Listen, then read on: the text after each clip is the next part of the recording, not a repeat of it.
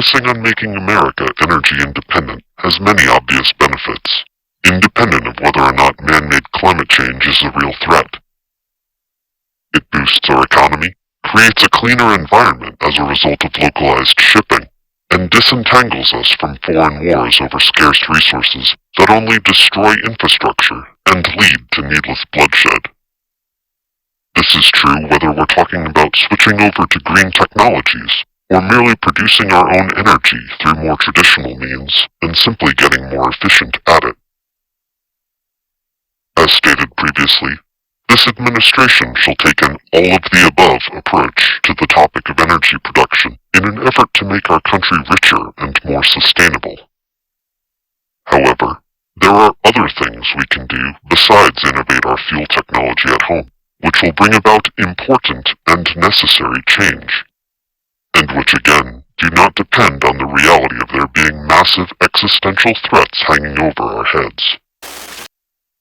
For instance, hurricanes are a major disaster, ravaging our coastlines every year, leading to thousands of deaths and billions of dollars in property damage. Climate change activists point to this as a clear sign that things are growing worse due to human activity.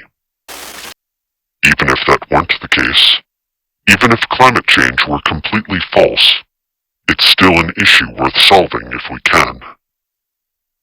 However, we are not God, so many of you might be thinking, what can we possibly do to stop a hurricane, right?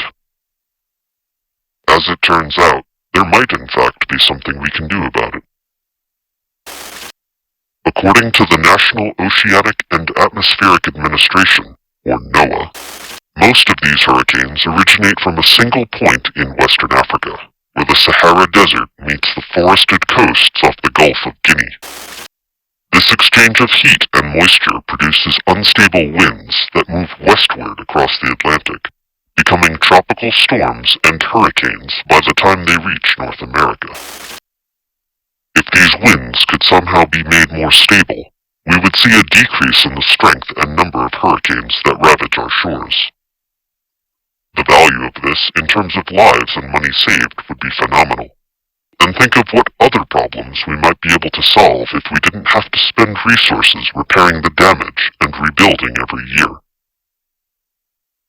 As such, I have directed Virtual Secretary of State Tulsi Gabbard to form a diplomatic, economic, and scientific team to explore the possibility of terraforming the Sahara Desert, beginning along the Atlantic coast near Cape Verde, where these hurricanes presently originate. Such a monumental task as this would obviously be international in scope, and require the cooperation of many nations, and likely cost trillions of dollars. However, we would not be the only country that benefits from such an endeavor, and thus we should not be the only ones involved in its planning and execution, nor the only ones fronting the money to pay for it.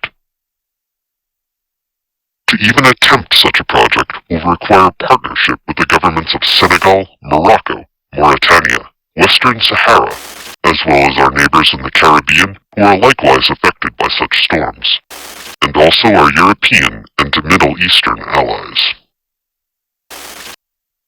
An unprecedented and world-changing endeavor like this would likely come with many unknowns and many risks. We know with certainty that there is a clear and measurable upside, but at present there is no way to know, for instance, whether such alterations to the global environment would make things worse for life on this planet. One of the primary questions our team will seek to answer is firstly whether or not it would be worth the cost and the risk. And of course, if such a plan were to be put into motion, we shall monitor it closely to see how things change as the desert recedes and moves north, with an understanding that we can and must pull the plug and reassess if it appears that the situation is being made worse rather than better. However, I put it to you that it's worthy of serious consideration because of the tremendous potential payoff, on par with other mega projects like the Apollo moon landing. Why choose this as our goal? And they may well ask, why climb the highest mountain? Why, 35 years ago, fly the Atlantic? Why does Rice play Texas? Because that goal will serve to organize and measure the best of our energies and skills.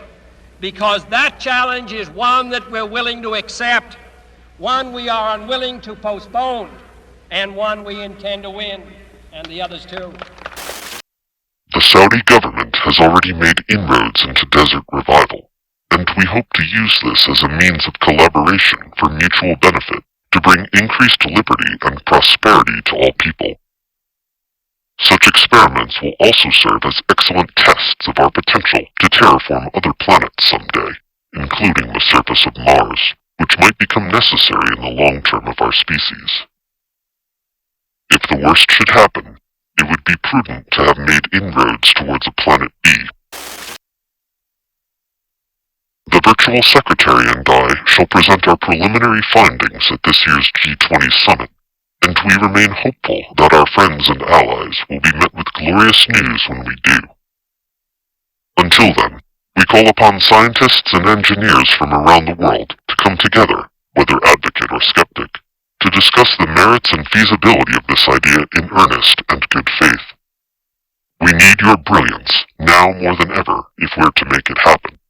And we offer you the opportunity of a lifetime to do some real and measurable good in this world, for your world, and which a grateful world shall remember centuries from now.